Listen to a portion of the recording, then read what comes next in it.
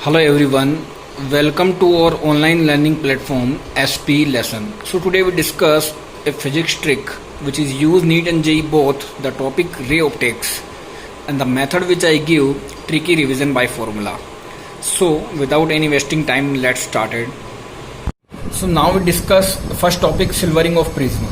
तो एक प्रिज्म दिया हुआ है जिसका प्रिज्म एंगल ए है, इंसिडेंट एंगल आई है और आपने उसकी एक सरफेस पर सिल्वरिंग कर दी है। इसका जो रिफ्रैक्टिव इंडेक्स है म्यू है। आपको एग्जाम में पूछता है डायरेक्टली कि इसका म्यू कितना होगा, तो डायरेक्टली याद रखनी है mu equal to sine i upon sine A. जैसे एपीएमटी 2014 में इसका सवाल आया था कि जो इंसिडेंट एंगल है वो अगर 2a हो तो म्यू कितना होगा, तो डायरेक्टली कर सकते हैं अपन mu equal to sine i given है 2a and divided by sine A. Sine 2 theta का जो फॉर्मूला होता है वो होता है 2 साइन थीटा कॉस थीटा, तो अपन ने साइन 2a को लिख दिया 2 sine A cos A divided by sine ए।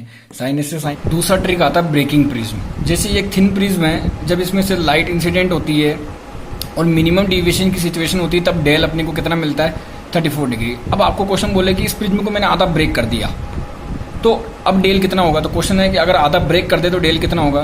तो हमको पता है कि जो थिन प्रिज्म होता है उसके लिए डेल का फॉर्मूला होता है म्यू माइनस 1 इंटू ए। अब इसको आधा ब्रेक कर दोगे तो जो ए होगा वो a/2 हो जाएगा, बट म्यू पे कोई इफेक्ट नहीं पड़ेगा। इसका मतलब अगर ये a/2 हो गया तो ये भी आधा हो जाएगा, तो ये पहले 34 था, अब कितना हो जाएगा 17 डिग्री।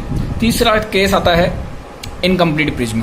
जैसे कई बार आपको क्वेश्चन में क्या होता है इनकम्प्लीट प्रिज्म दिया जाता है, तो आपको जब ऐसे सवाल सोल्व करने हैं तो आपको पहले प्रिज्म को कंप्लीट करना पड़ेगा। प्रिज्म को कंप्लीट कैसे करेंगे, ऐसे। तो अब देखो अगर ये 60 है ये 70 तो टोटल कितना हो गया 130 डिग्री, और एक ट्रायंगल में जो एंगल्स का सम होता है वो 180 होता है, तो ये कितना एंगल हो जाएगा 50 डिग्री। अब ये कंप्लीट प्रिज्म हो जाएगा। इसके बाद आप सवाल सोल्व कर सकते हो।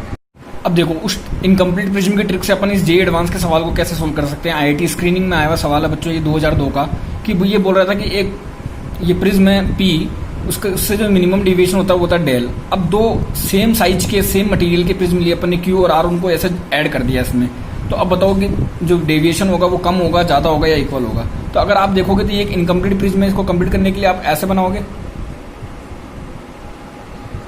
तो अब जो डेल आएगा वो कितना होगा बेटा म्यू माइनस 1 इंटू ए, तो ए तो उतना ही रहेगा सबके लिए। तो इसका मतलब अगर आपने पी क्यू आर तीनों को भी ऐड कर दिया तो उससे भी क्या होगा सेम डेविएशन होगा, कोई चेंज नहीं होगा डेविएशन में, सेम डेविएशन होगा। फिर लास्ट कंसेप्ट आता है बच्चों होलो प्रिज्म। होलो प्रिज्म में आपको एक 10 सेकंड का ट्रिक याद रखना है कि इसके लिए डेल हमेशा 0 होगा। अगर कोई लाइट एंटर करेगी तो बिना डेविएशन के सीधी निकल जाएगी, और ए 0 नहीं होता होलो प्रिज्म के लिए। प्रिज्म एंगल कभी भी 0 नहीं होता होलो प्रिज्म के लिए। फिर पढ़ते बच्चों optical fibre case. Optical fibre में क्या होता है कि जो TIR पे बेस्ड होता है और सिग्नल को ट्रांसमिटेड करने के काम में आता है, ये आप सबको पता है। आपको जो क्वेश्चन पूछता है मेनली जो नीट और एम्स में खासकर, कि ये जो इंसिडेंट एंगल है वो TIR के लिए कितना होना चाहिए maximum.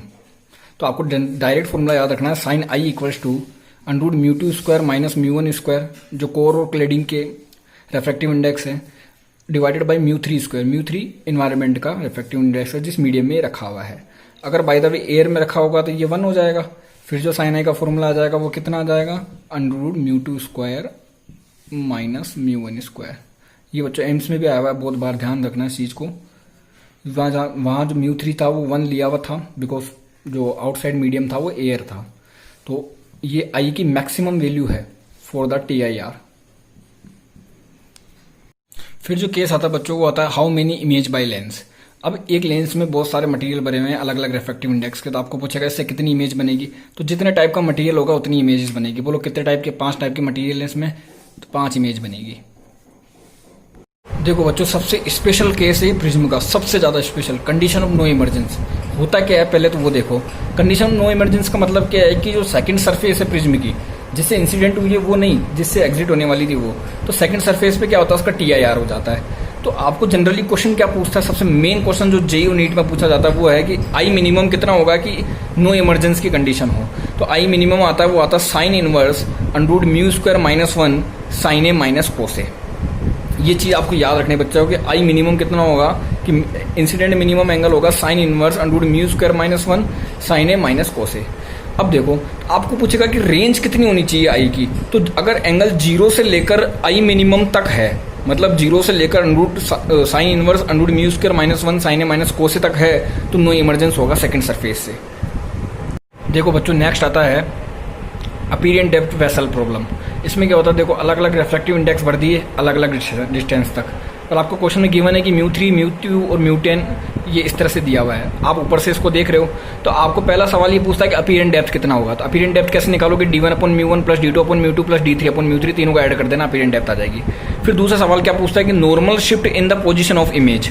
Normal shift in the position of image कैसे निकालोगे, अगर मैं उसको x मान लूँ तो तीनों को जोड़ दो, d1 plus d2 plus d3 minus apparent depth कर दो, आपका आंसर आ जाएगा। तो d1 plus d2 plus d3 minus apparent depth कर दिया, ये अपीरेंट डेप्थ का फॉर्मूला यहाँ पुट कर देना, तुम्हारा आंसर आ जाएगा।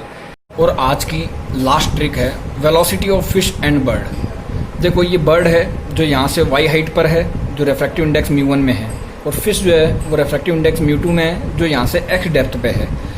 तो और आपको गिवन है क्वेश्चन में जो μ2 है वो μ1 से बड़ा है। ये हो सकता है कि ये वाटर हो या ये एयर हो, कुछ भी हो सकता है। आप इससे 4 सवाल बनते हैं।